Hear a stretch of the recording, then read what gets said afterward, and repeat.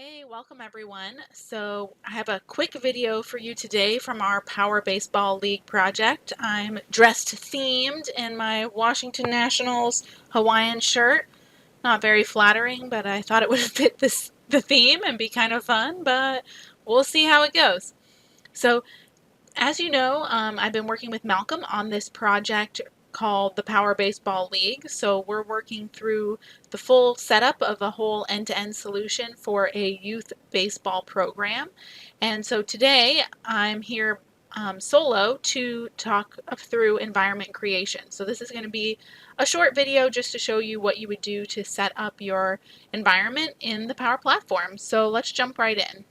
I quickly want to show you some resources from our friend Nick, who was on our last broadcast. He has this great blog about how to set up your trial for the Power Platform, and you have a few options here. The important things to keep in mind is make sure you're not logged into your browser so that it doesn't try to log you in with your current account. And you also have to be careful. Some of these require you to use your work account, which could be a problem if your work account, is has other Power Platform things going on, or you're doing things, for your personal learning and not part of work.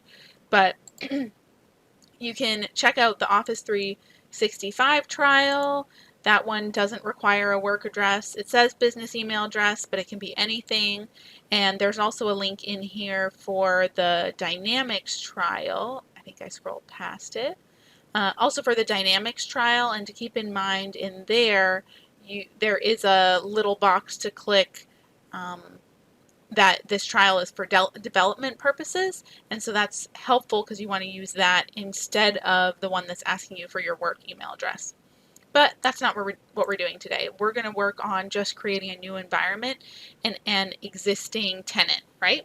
So you can get there really quickly doing aka.ms /ppac, Power Platform Admin Center. And this is going to drop you right in your environments list. So you can see I have a few environments already here. I'm just going to go ahead and click New. We're going to call this Power Baseball League. It's going to be a sandbox right now. I want it in the United States. I'm not going to worry about a purpose right now, but I am going to go ahead and add a database. Let's click Next. Yep, we want it English. We don't care about any of this. The important thing based on our discussion last time is we don't need any Dynamics 365 apps, right? This is what we looked at, that we could deploy things like customer service, sales, and all of that, but we don't need that because we're just going to use core CDS. So let's turn that off. We're going to leave our sample apps and data off for now too, and I'm not going to worry about security groups. That can be a problem for another day. Let's go ahead and save that guy.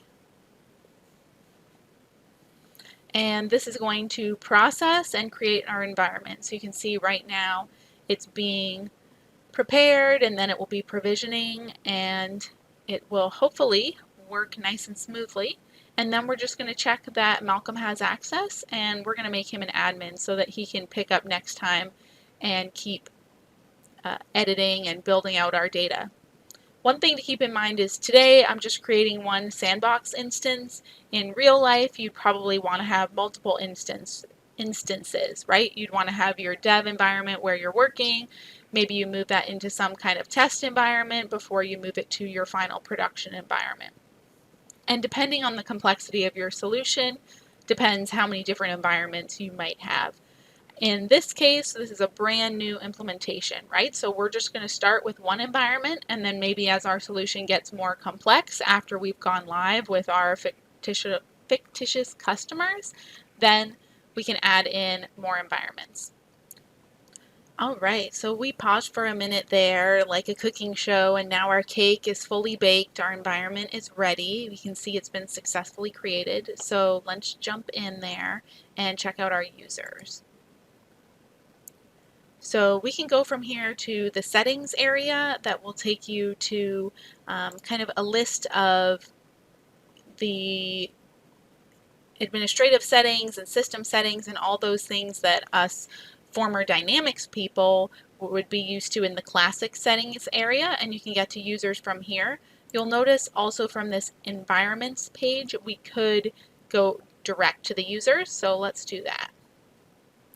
All right, so we see all of our users are already created from our environment. That's because I don't have any groups set up. So let's jump into Malcolm and make sure we make him an administrator.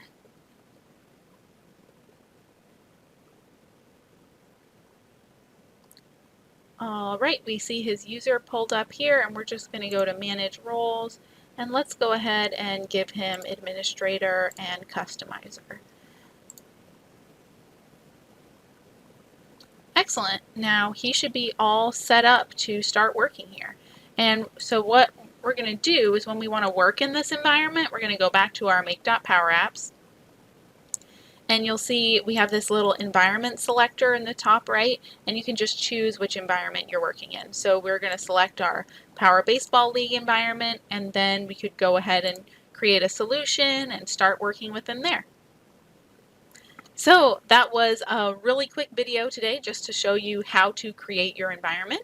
Next time, I think we're going to pick up with getting started creating a model-driven app and pulling in some of our existing entities, and then we'll start creating some of our custom fields and linking it all together and seeing what comes next. Thank you all for your time today, and we hope you have a great day and join us next time. Thanks!